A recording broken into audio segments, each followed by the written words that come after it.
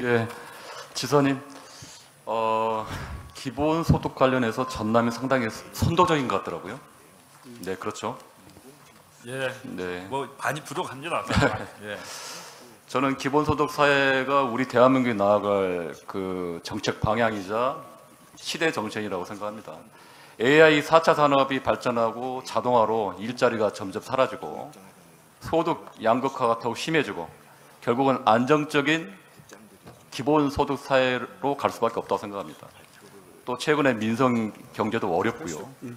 농어민, 자영업자, 소상공인들의 고통이 날로 가중되고 있고 특단의 경제 부양책도 필요합니다. 결국에는 기본소득이야말로 향후 대한민국의 미래 사회의 기본 경제 방향이자 내수 부진, 경기 불황을 타개하는 경제 대책이라 생각하는데 지사님 생각 어떠신가요? 예, 기본소득은 결국은 지금 현재 AI 시대가 바짝 다가서고 있기 때문에 AI 시대가 온다 하면은 저희들이 이 문제를 잘 정말 어떻게 해야 될 것인지 검토를 해야 될 상황이다 이렇게 생각을 하고 있습니다. 그래서 전남이 선도적으로 전국에서 광역 자치단체 최초로 연 60만 원의 농어민 공익수당을 도입했고요. 내년에는 또 전남에서 태어난 모든 아이를 대상으로 18세까지 매월 20만 원씩 출생 수당도 지급하려 했더라고요. 상당히 파격적이라 보고요. 하여튼 기본사회를 열어가는데 선도적인 기본 소득 정책을 펼쳐주셔서 진심으로 감사드립니다. 최근에 영광 군수와 곡성 군수가 전 국민 100만 원 기본소득 공약을 내년부터 바로 실시한다는 거 아시죠, 지사님? 예. 근데 지사님께서 이제 선도적으로 하신 기본소득은 이제 생애 주기별 맞춤형 기본소득이고요. 이걸 확장해서 전남 전체 시군들과 협의해가지고 전 도민 100만 원 기본소득을 실현하면 지사님이 생각하는 그 창의적인 선도적인 혁신 행정이 가능할 거라고 보는데 그것에 대해서 어떻게 생각하십니까? 예, 최 의원님 기본소득에 대해서 좋은 말씀해 주셔서 감사합니다. 저희는 농어민 소득은 60만 원을 주고 있는데 액수가 적어서 기본소득이라는 표현을 못 쓰고 있습니다. 그 다음에 출생수당은 20만 원씩 내년부터 새로 태어난 아이 1년 차부터 지급하기로 했는데 이 부분은 출생을 18세까지 20만 원씩 매월 지급하기 때문에 기본소득 개념에 가깝다 이렇게 생각합니다. 그래서 출생 기본소득이라는 표현까지도 못 썼고 출생 기본수당이다. 그래서 출생뿐만 아니라 보육과 청소년까지도 포괄하는 그런 수당인데요. 그런데 이제 100만 원씩 해서 전체적으로 전라남도 전체적으로 확대하는 문제는 워낙 그 재정적인 여러 개 어려움이 있습니다. 그래서 앞으로 결국은 지역자원시설제랄지 아까 말하는 용해인 의원님께서도 말씀하셨습니다만 햇빛 바람연금이랄지 이런 여러 가지 재원들을 확보하는 대책을 마련을 해가지고 그 재원 대책이 서 있는 상황에서 이런 부분은 앞으로 기본소득으로 하겠다 이렇게 재원 대책에 대한 방안을 확고히 마련한 다음에 이것을 시행을 해야 될 상황이다 지금 생각을 하고 있습니다. 그래서 이 부분은 지금 검토 단계에 있다는 말씀을 드립니다. 네, 하여튼 뭐 전남이 기본소득의 가장 선도적인 광역자치단체로서 어떤 모범을 보여준다면 아마 대한민국 향후의 미래사회에 아마 경제 큰 틀이 잡힐 거라고 저는 생각합니다. 네. 그리고 또 최근에 그 지사님 저기 작년인가요? 아랍에미리트 두바이 COP28 때문에 한번 다녀오셨죠? 예, 예. 그게 아마 이제 이게 그때 외국 대표단의 반응은 어땠습니까? COP28에 갔을 때 기후변화 대응 탄소 중립이 세계적인 대세다 하는 것은 네. 확실히 저희들도 느꼈습니다. 네.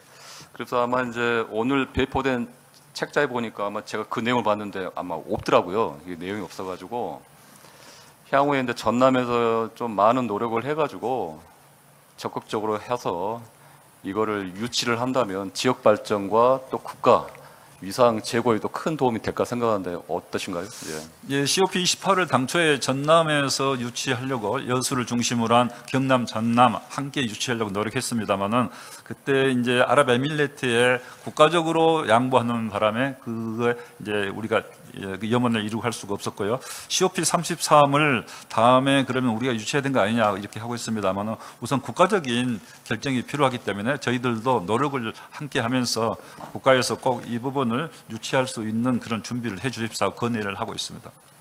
네, 그 최근 의료 대란으로 필수 공공 지역 의료 체계에 대한 큰 어려움이 있습니다. 근데 전남이 유일하게 의과대학이 국립의과대학이 없는 거죠? 예. 예. 지금 의대 설치 관련해 가지고 전남의 입장은 어떤 건가요? 예, 국립의대가 없다고 이렇게 확실하게 지적을 해주신 우리 최현일 위원님 감사합니다. 저희들은 정말 너무나 이 문제가 특히 코로나 때 사령탑이 없는 이 의료체계 정말 위험하다는 것을 느꼈고 그래서 반드시 국립의대를 유치하겠다, 전남이 유치하겠다 해서 지금 목포권 순천권 각 대학들이 지금 이렇게 노력을 하고 있고요. 저희들은 그 대학들과 함께 노력을 하되 전남의 의과대학은 어떤 일이 있어도 가져오는 방향으로 해서 공모를 추진하기도 하고 또 한편으로는 함께 통합대학 네. 또 통합의과대학을 추진하고 네. 두 가지로 방향으로 추진하고 정부가 있습니다. 이제 1도 1국립대 정책이고, 근데 전남이 동서가 갈등하고 있잖아요. 근데 갈등을 최소화해야 되고 아마 지사님 제안하신 통합의대가 이제 실현되는 게 그 상책인데 이게 추천되지 않는 만약에 대학이나 도민들의 상심감이 매우 클 것 같습니다. 그거에 대해서 어떤 뭐 특단의 어떤 배려나 대책이 있나요? 그래서 결국은 도민들 입장에서는 부속 병원에 큰 관심이 있기 때문에 네. 전라남도가 지역적으로 워낙 넓어서 섬도 많고 또 동부 쪽에는 국가산단도 있고 그래서 동부 서부 부속 병원은 두 군데 각각 한 군데 설치를 해야 된다. 네, 이렇게 마지막으로 지금 그리고 이제 국립대학 병원도 설립을 해야 되는데 예산이 얼마나 드나요, 이게? 예산은 한 개소당 한 3천억 내지 5천억 정도 생각하고 있습니다. 근데 이제 보니까 이제 최근에 윤석열 대통령이 지난 4월 부산대 병원에 가가지고 국비 7천억 지원을 약속했습니다. 그 국비 지원이 최우선이라 생각하는데 아마 제가 자료를 보다 보니까 건립비용 관련해가지고 고향사랑 기부금 한 500억 정도를 했다는 전략이 있더라고요. 제가 보기에는 그거는 우선순위가 아니라 후순위라고 저는 생각을 하고요.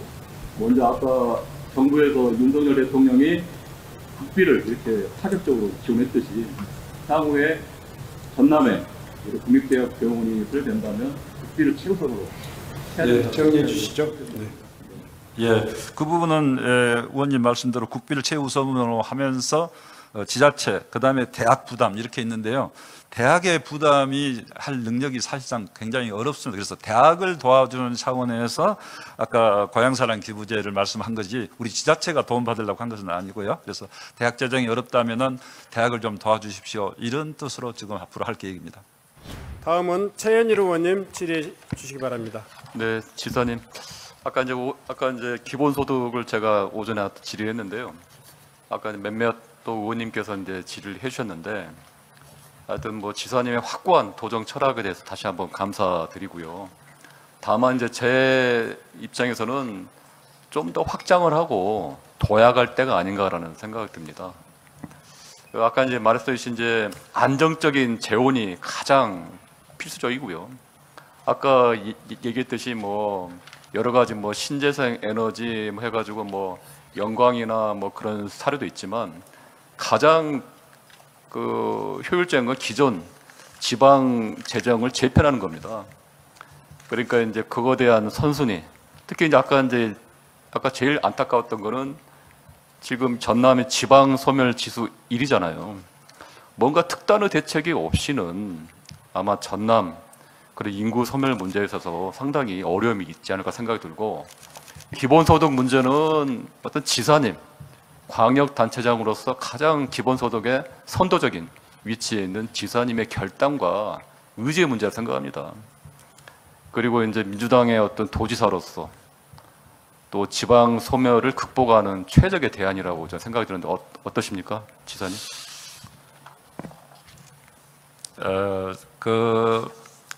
이 부분에 있어서는 아까 제가 분명히 지방 소멸 위기 극복을 위해서 또 우리 여러 가지 앞으로 시대적 흐름을 볼 때 기본소득 사회로 가야 되고 기본소득이 필요하다 분명히 저는 말씀드렸습니다. 과거에 우리가 농어민 수당을 지원한 것도 있고 최근에는 이제 출생 기본 수당이라고 해서 수당이라고 표현돼 있지만은 기본을 넣어서 이렇게 18세까지 지원을 하기 때문에 그렇게 하고 있는데요.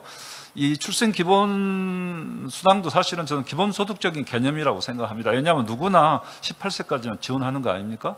그래서 이것도 기본소득이란 말은 안 붙어 있습니다. 왜냐하면은 좀 복지협의를 해야 되는데 중앙하고 협의 과정에서 기본소득이란 용어는 적절하지 않다 이렇게 이야기하고 있기 때문에 출생 기본수당이라고 했다는 말씀을 드리고요.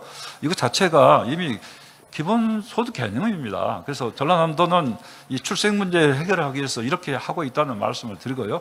이거 재원 마련하는데도 사실은 쉽지가 않습니다.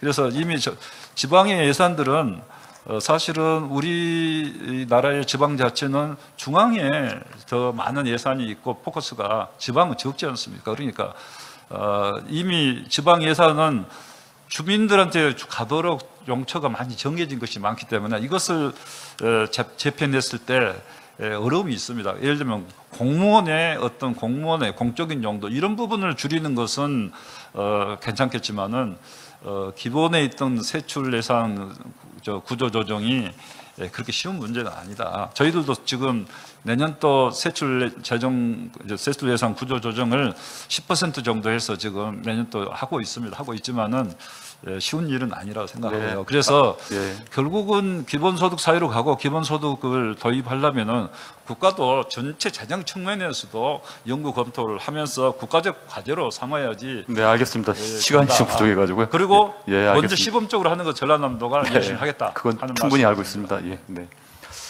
아까 이제 강주공항 이전 문제에 대해서 양분남 의원님께서 지적을 했는데요. 중재자가 아닌 당사자로서 이제 적극적인 노력이 필요하고 무안군과 광주 이게 기초단체와 광역단체 간의 관계가 아니라 광역단체 전남과 광주 간에 좀 더 적극적인 협의와 논의 구조가 필요한 게 아닌가. 결국 이제 아까 말씀드렸듯이 신뢰 회복 그리고 이제 정치적인 해법이 필요한데요. 지난번 그 윤석열 대통령이 지난 9월달에 국방부에 전남과 적극적으로 협의하라고 이제 지시했다는 기사를 봤습니다. 지사님, 윤 대통령 발언 이후에 국방부와 어떤 협의가 진척된 거 있나요? 네, 구체적으로는 아직 없습니다. 없습니까? 그리고 2022년도에 강기정 시장님과 서명 합의문에 이전 지역 주민 수용성 제고를 위해 군공항의 면적 조정, 완충 지역 확대, 훈련 기능 조정을 국방부에 공동으로 촉구한다는 내용이 포함되어 있는데 요거에 대해서 어떤 뭐 국방부와 지금 논의된 전남과 이렇게 논의된 내용이 있나요? 현재 대체로 그런 완충지대랄지 그런 부분은 어느 정도 마련이 돼 있다고 봅니다.